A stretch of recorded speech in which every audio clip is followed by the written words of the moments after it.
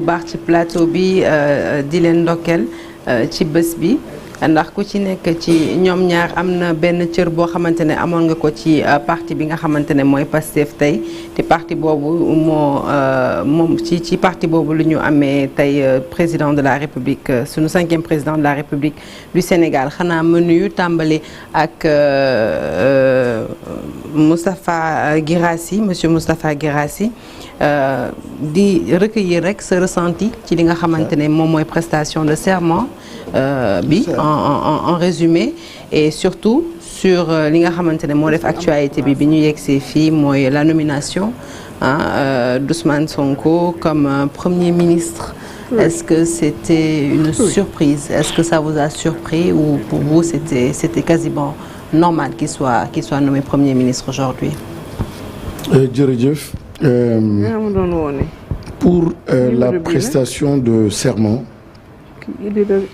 dama jàpp ni dafa amoon plusieurs dimensions, essentiellement ñaar. Benn bi dafa nekk waat kuy jël benn engagement solennel te waat googu ma amoon opportunité waxtaan ci ak président di ko doon recommandé mu defee ko ci benn stade pour donner un cachet populaire à la chose mais mu bëggoon vraiment insister ci caractère solennelu waat bi et j'ai compris in fine li tax mu bëggoon loolu parce que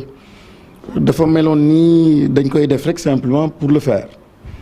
mu bëggoon fàttali en fait boppam ak Sénégalais yi ni moment bi c'est un moment extrêmement important dafa am importance engagement la en âme et conscience sa diggante ak sa borom bu ñu fàttee ni texte bi fi mu commencé mooy borom bi la njëkk a tudd te kii di wax ak ñi ko xam nañ ni jullit la am na gëm-gëm wax na borom bi wax tamit yoo xam ni ci lay sukkandiku pour mën a waat donc bu ñu wax rek prestation de serment soo koy wax ci tubaab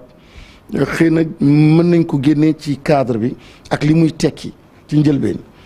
donc loolu première dimension la mooy un engagement solennel bu xóot boo xam ne kii sa digganteeg sa borom sa digganteeg sa gëm-gëm ainsi de suite ñaareel bi mu nekk beneen dimension cérémonie bi mooy dafa mel ni sénégalais yëpp ñoo doon engagé wu tey jii encore de façon solennelle pour ni gëmaat nañu suñu république ak suñu nation ndaxte le président du conseil constitutionnel bi muy wax ni di évoquer ay crise institutionnelle problème yi amoon loolu amul leeral ko c'était important mu leeral ko et tey jii ni mu taaroo ni mu rafetee ak sénégalais yi mbégte bi ñu am ku nekk y avait comme une magie de l'état état bi doon def benn sorcellerie boo xam ni kenn ku nekk ci ñun da nga doon gëm Sénégal gëm constitution gëm lan mooy conseil constitutionnel gëm symbole yi gëm lépp tey jii en quelques heures on a réconcilié les Sénégalais avec l'essentiel avec ce que nous sommes avec notre nation avec notre république avec notre état donc dimension boobu tam gis naa ko ñetteel dimension bi mooy le Sénégal dans la sous-région dans une sous-région très perturbée beaucoup de problèmes et ci côté géopolitique bi nga xool aussi ni Sénégal dafa am rôle boo xam ne daf ko mës a jouer kon tey jii mu am tamit leçon boo xam ni dañ ko doon partager avec bon nombre de pays de la sous-région naturellement mais du monde aussi parce que tey jii Sénégal franchement dafa c'est vrai que c'est un pays en Afrique de l'Ouest mais c'est un très grand pays avec un grand peuple tey jii loolu la ñu donc wane maintenant pour la nomination au poste de premier ministre du président Ousmane Sonko di ko rafetlu loo xam ne la aussi ñu ngi ko doon xaar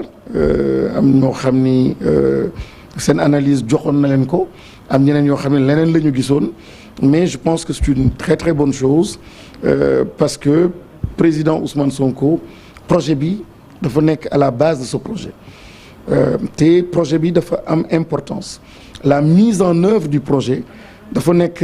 aussi beneen dimension extrêmement importante. Le premier volet, la première partie du parcours mooy arriver donc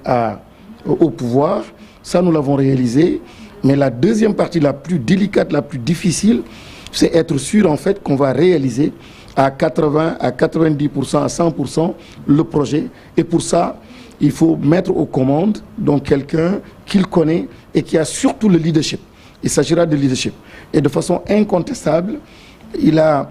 cette compréhension du projet et ce leadership-là, je pense qu'il peut partager avec les Sénégalais pour am benn leadership éclaté donc à plusieurs niveaux. Professeur Ngouda Mboup, à peu près la même question.